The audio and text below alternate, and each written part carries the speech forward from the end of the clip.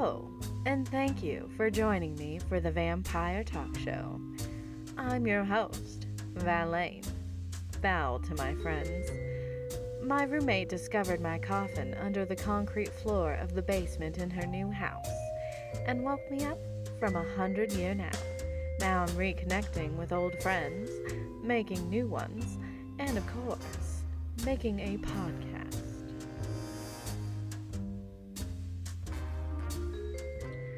I cannot wait for you to meet my guest tonight, because I am equally intrigued by what he has to bring in. But first, I have a bone to pick with you, dear listeners. I am concerned about the lack of pride in one's appearance these days. I went out to dinner with a couple of human friends last night, and we all had our glad rags on. I, of course, didn't eat any human food, but I glammed and bagged a nice-looking server in the ladies' restroom and was able to get a nice full wine glass of blood. I wore a nice dress, but not too fancy. A pair of heels, a pair of gloves, and had hair and makeup done. The restaurant was a beautiful little place, also reasonably priced. It wasn't the Ritz or the Four Seasons or anything. We sat at our table in a dark corner, which is best for myself and my less-than-savory human companions, chinning, when a couple arrived and sat in my line of view. The lady in leggings and a t-shirt. The gentleman in a hockey sweater and jeans. I couldn't believe my eyes.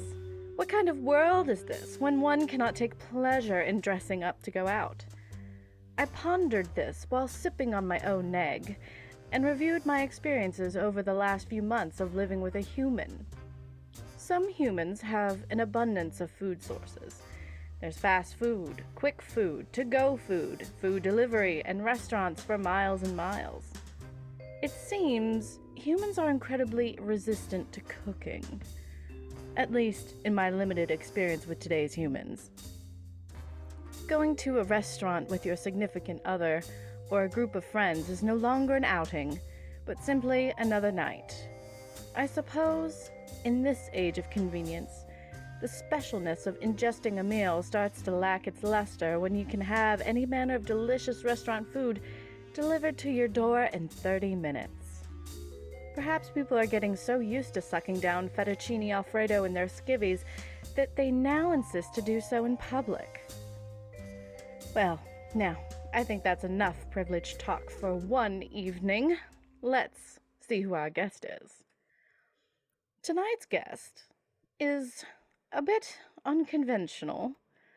He dragged all manner of weird cages and terrariums in here, and my interest is piqued, I must say.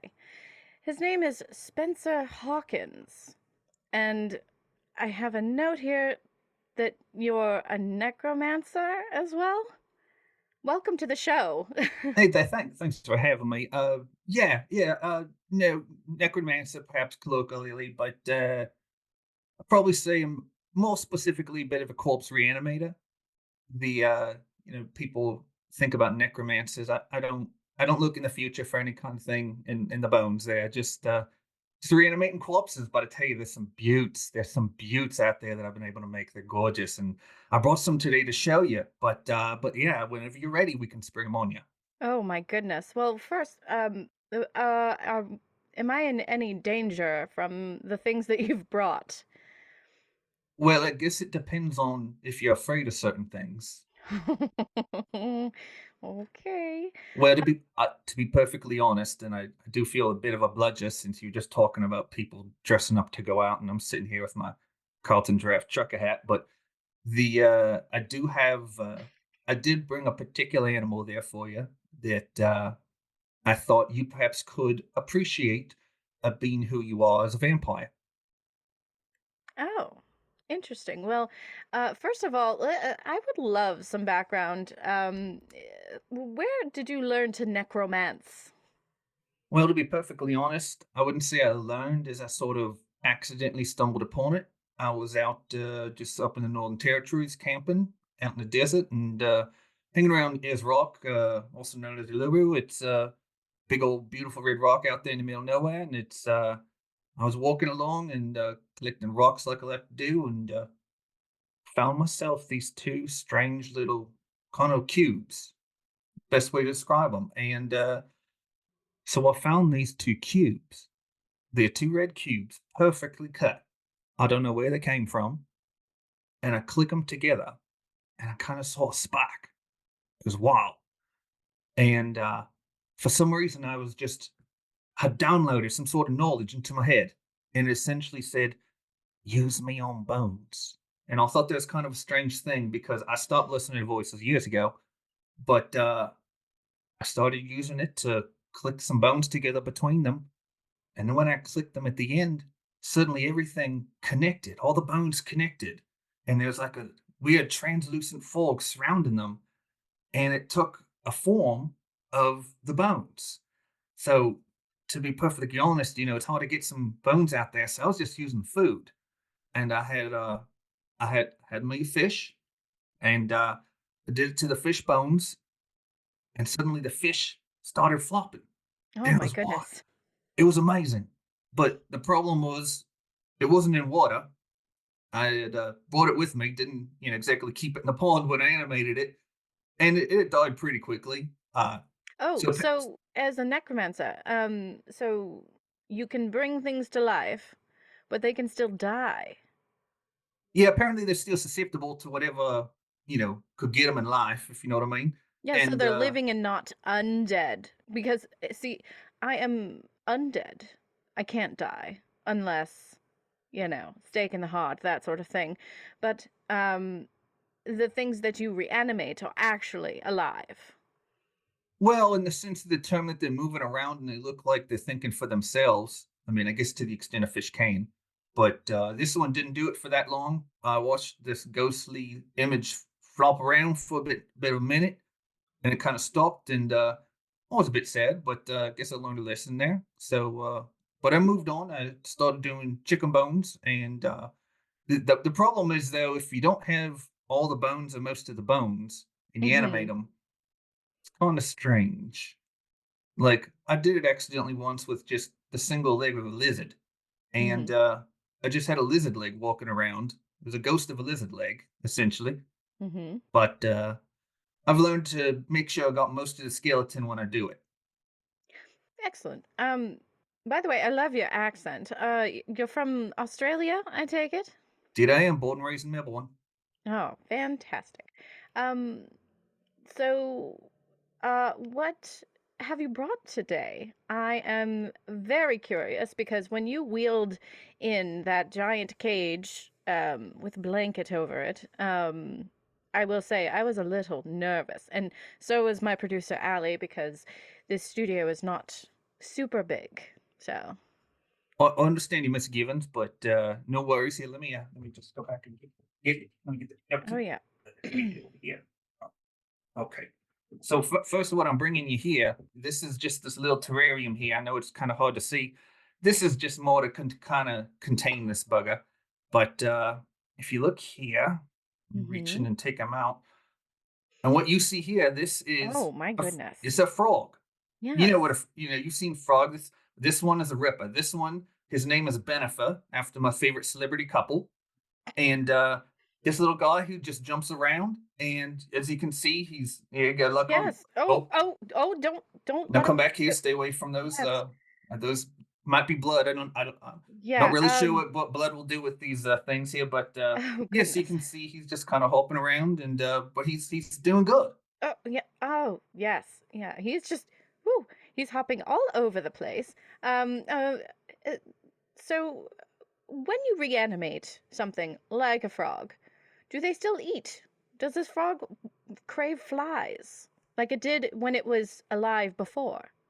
It's kind of strange. You see, it's because they are alive. I think they have the same instincts, so they Mm. keep trying to do the same things. But this little bugger, he'll snap his little tongue out there, and then the fly will just fly right by. Mm. It's kind of sad, but he doesn't seem to notice, and he still chews like he got it. So maybe perhaps there's some sort of weird thing where he can like grab the soul of the fly or something like that, and there's no one on that.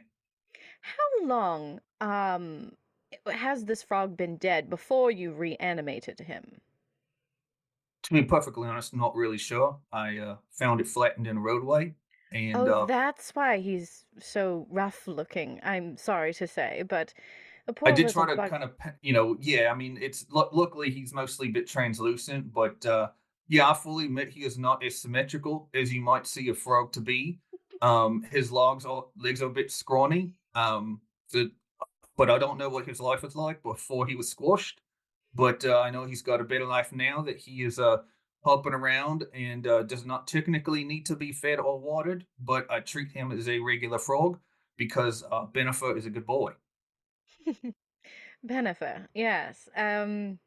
I am up on celebrity gossip there, but Benifer happened many, many years ago, correct? Benefits happening again.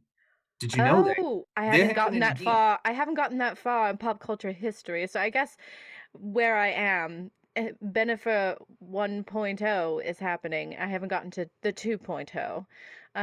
But I'm happy to hear. That being said, though, let me give you a bit of the John Dory. You see, I understand everyone expects me as an Australian to be there for Keith Urban and Nicole Kidman. I mean, me too.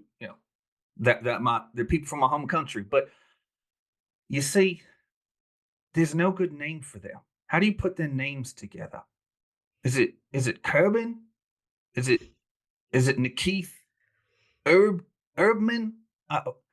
Kerbin sounds like some sort of euphemism for uh, a tryst in the middle of the night where you're not supposed to meet up with someone, but you do. We went curbing, just sitting on the curb, that sort of thing. Um, Interesting. Uh, so, when you reanimate these animals, Yeah. where do you keep them? First one, the biggest thing I've done is a turkey, and they're not very good jumpers, much less flyers. So I just keep a nice 4 foot fence around and stays in there. Everything else is smaller. I'm kind of nervous about trying to reanimate something bigger, more complicated, if you know what I mean. So Yes, like a kangaroo would be just harrowing. I I I could not even imagine.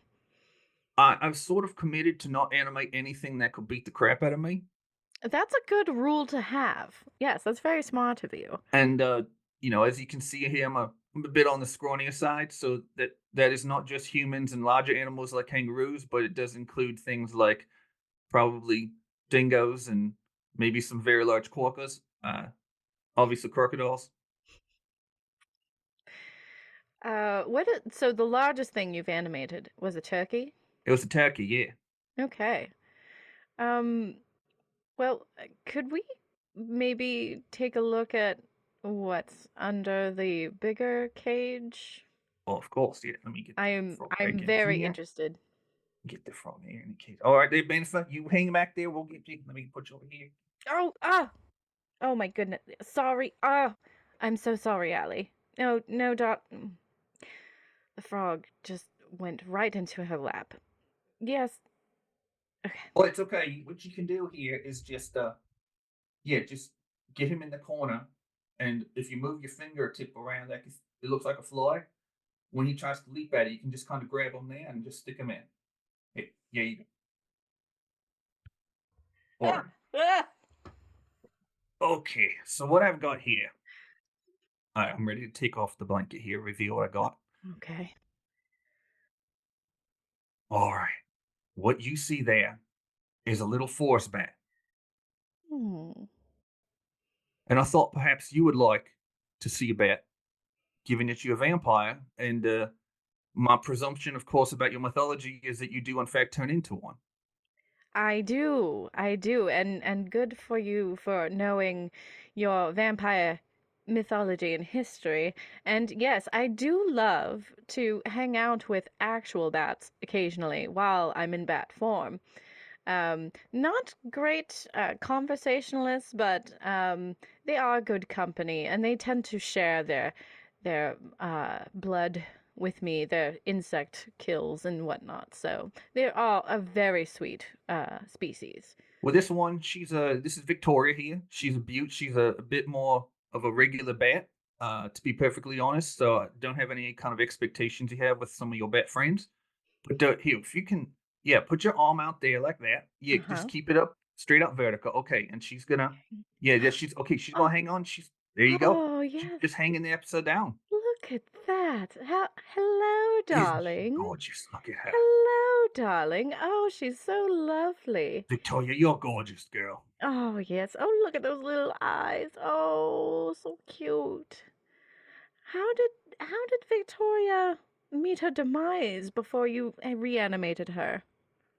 Well, they have a exhibit at the Melbourne Zoo, and they keep little bets there. And kind of have a friend who just let them know if any kind of the small little critters are going to expire soon. Let me know, and mosey on over and come just pick them up. Oh, that's awfully sweet. Victoria, very nice name. Is she named after anyone? Well, she is named after the territory that Melbourne's in, which is named after the queen that did some things to our country. That's all I'll say about that.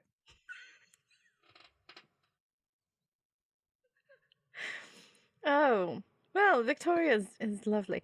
Yeah, I I do appreciate your art. I appreciate the things that you have done with it. I have a question though. Yeah. Why? Why reanimate things that are already dead and that will die again eventually? Well, I guess my thought is that, sometimes things die before we can fully appreciate them. And sometimes people don't really take care of things and things die faster than we can save them. And to me, this is kind of a way where we have an endangered species. Perhaps one way we can get around that is reanimating some of them.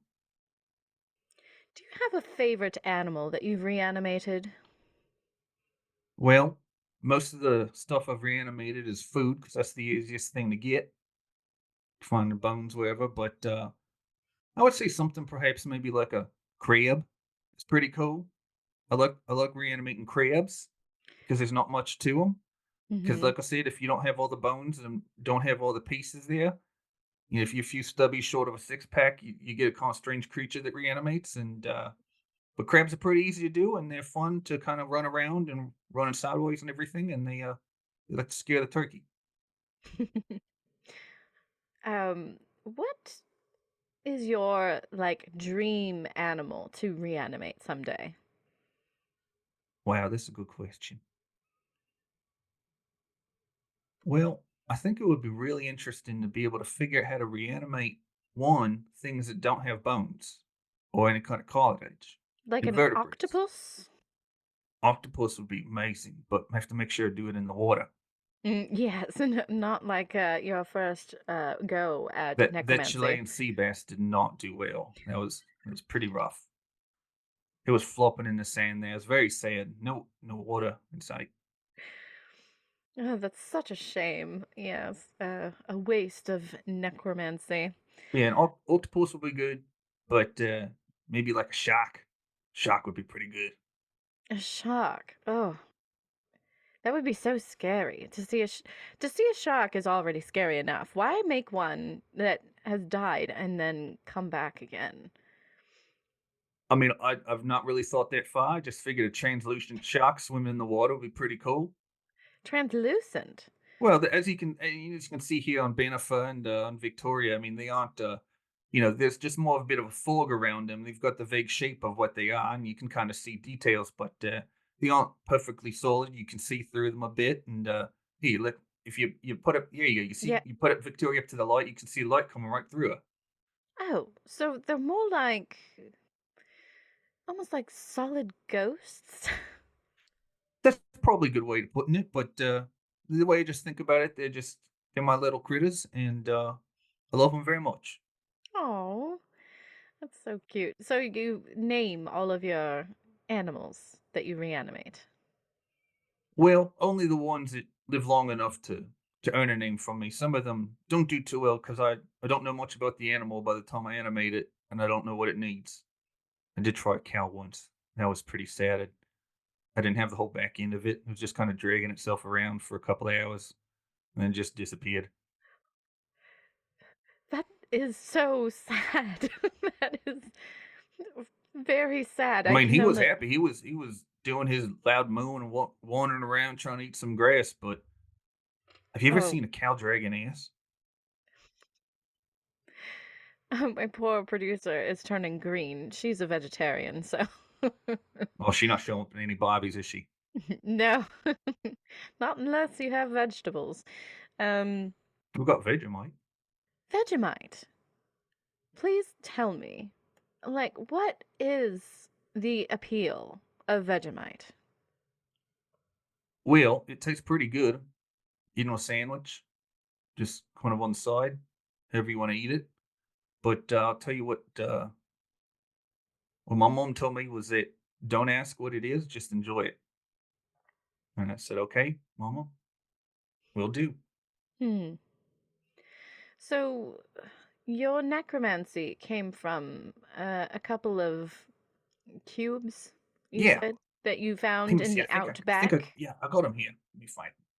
Here we go. Yes, so see here the two rocks, and as you can see, they're not, not much bigger than a golf ball each, Mm-hmm. but they're cubes, and you just click them together. And like, I don't know if do you have any bones around here? Oh,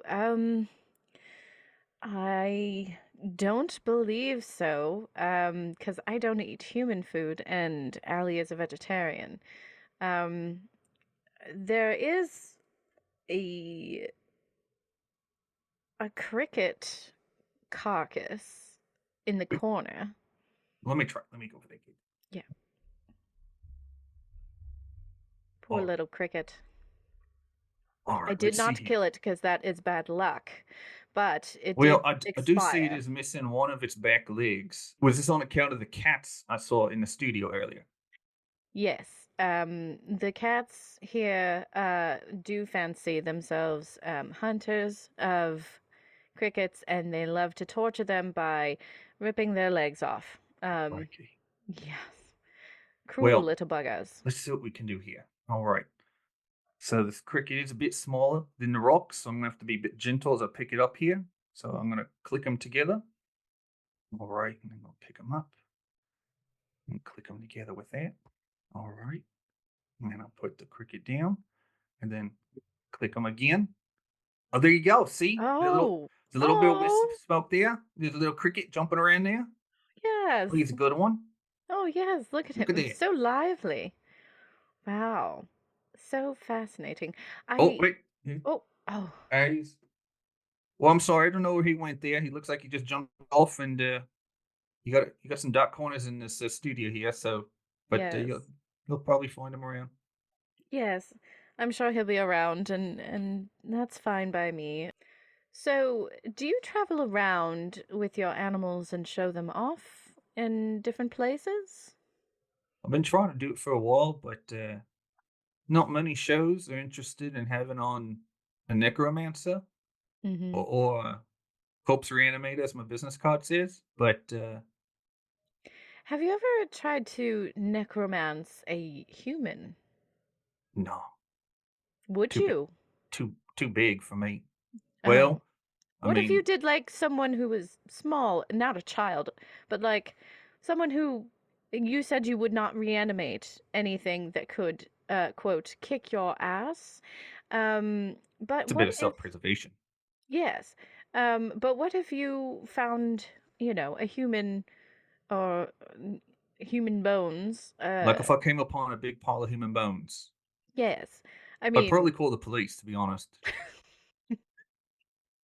I mean, there's I might probably, ask if when they're done with it, if I could have it, but I don't know if that's legal or if that's looked down upon in society. But I've not been much of in society clearly since I'm raising insects and small animals from the dead. I don't mean to sound so sad about that, but that's just my life. um, so, I mean, if I love you, Benifer. given if you had the means and the opportunity to reanimate a human, would you? Probably need to get some signed consent. That's fair. That's fair. Though How if I could make the case that science, if they donate their body to science, and I could say, well, I'm science, kinda. So is necromancy a science? I feel that it's more of an art, personally. someone much smarter than me once said that, magic and this kind of spooky kind of stuff is basically just science we haven't figured out yet. So it looks like Mm. magic now, but maybe 100 years from now, this will be the norm, and we all living forever, and nothing ever goes in danger to dies because we just keep reanimating it. It sounds lovely. And then I I could would I have. would need to find a legal representative though, because I do not trust myself to write any sort of consent form. I would just be like, "Can you sign here?" But I would probably forget to put why they need to sign here, and I would get their consent for not exactly what they were thinking. Well, Spencer, if I may Yeah, call you Spencer. please call me Spencer. Excellent. Spencer, Mr. Hawkins is my father. are there any other schools of magic that you dabble in? No, this is a it. I would probably barely call this dabbling with what I'm doing, just clicking rocks together. I'm not even sure how it works. I just know it does. I've not tested it out on inanimate objects. Perhaps it is some sort of experimentation I could do. Maybe I'll click it on like a candle or a book or like a nice big plate. See if I Hmm. can animate something that's never been animated. How would you feel about trying to reanimate an inanimate object right now? Like, I have this book here. Would you be able to reanimate it? Give it a go. Give it a Let's try. go. Let's Why try. Let's see what we not? can do. Right, she'll be right. See. All right. So we got to click it first. Mm-hmm. Oh, click them together. And now click on the book. And I guess we'll just assume this is just one piece. Just the whole thing is what's one thing. So I'll click it, the rocks again. And oh wow, the Oh my pages are goodness. the pages are fluttering. Oh, it's trying to fly. What? Oh It's like my a god, big it is paper mozzie in flying. here. Oh my goodness. This is much more interesting than a dead frog, I must say. No offense, but I've never seen a book fly before. Well, now it makes Allie, me can you, wonder how long it's Allie, going can to you grab last. that book, please? Thank you. That was wild. That was, it was absolutely wild.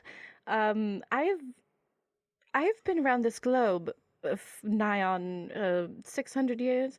I will tell you, I have never seen a book be animated and flying like that. Now, the only question is, will it stick around or is it going to try to fly out the window? Oh well. I'm wondering what life force is sustaining it. I have no idea. Maybe it's something about the tree it came from. Maybe because we're technically reanimating a tree. Oh, maybe that's why. So Oh, if I it's see. trying to live like a tree, maybe it's going to run out of water. I don't know Well, I should how if water the it's book. you might have to water the book or at least keep it in a humid climate. It is quite swampy up here, so it should be fine. Um, yeah. Allie, can you just put that book I just thought of under a something rock, terrible. please? Thank you. I just thought of something a bit terrible. That book wasn't leather bound, was it? No, no, Okay, no. because Faux leather, everything here. my concern is if we animate a leather bound book, we'll be Oh, kind of animating a tree and a bit of a cow, and not really sure what kind of monstrosity that would be. And some sort of hybrid. that's kind of one of those things I don't feel like I'm really power. I think that might be kind of self preservation. I really don't know what kind of tree cow would attack me. I don't. I know cows are pretty big. I saw what it looked like when I only animated the front half of that one, and the thought of it being a bit of a tree as well was kind of scary. And I don't think I want to deal with that. I would not either. Not at all. Well, I don't think we can top animating an inanimate object through necromancy with my favorite Australian, Spencer Hawkins. So, Spencer, thank you so much for being on the show. Thanks for having me, mate. Um, is there anything you would wish to say to the world? I mean, hopefully they listen to this podcast and know that I'm not as scary as my business card looks. That where they think of me as a necromancer or corpse reanimator. I'm just kind of a nice guy and just like making fun little critters run around. And if they're ghosts, they're ghosts. But hopefully get calls to come back on some more shows like this one. But if Oh, you I need, will definitely have you back, that's I'll for bring sure. I'll bring some more critters for you, and Mm-hmm. maybe you can meet some of Benefic's friends. Fantastic. I cannot wait to meet them. All right, with that, I think we're going to move on to the gossip portion of the show. This one is quite shocking, I must warn, dear listener. After the holiday weekend, the notoriously hard to get unicorn bachelor, Bastian, was seen canoodling with a being in a very sweetly committed way. Fellow paranormal celebs will recall Bastian's bad boy behavior, breaking hearts all over town and never stepping out with the same mythological creature twice. He was even responsible for the fit thrown by a banshee that will remain nameless after not calling her back. So who has lassoed this wild-hearted horse with a pointy horn and even hornier tendencies? None other than one of Santa's own enchanted narwhals from the North Pole. A source close to the couple says that wedding bells may be in the offing. I wonder how they handle the two-horn thing. Well, I suppose that is a very rude and insensitive question to ask. I suppose not everything is my business. That's all for the show tonight. And remember, embrace the dark, the strange, and unusual. It just may embrace you back. Thanks to Rob Baughman for being our guest today. You can find him on Twitter and Instagram. I refuse to say X. At Glamdolf1, GLAMDALF1. Please consider becoming a Patreon member. Patreon.com/The Vampire Talk Show. This has been an Opus Nox Media production. Learn more at opusnoxmedia.com.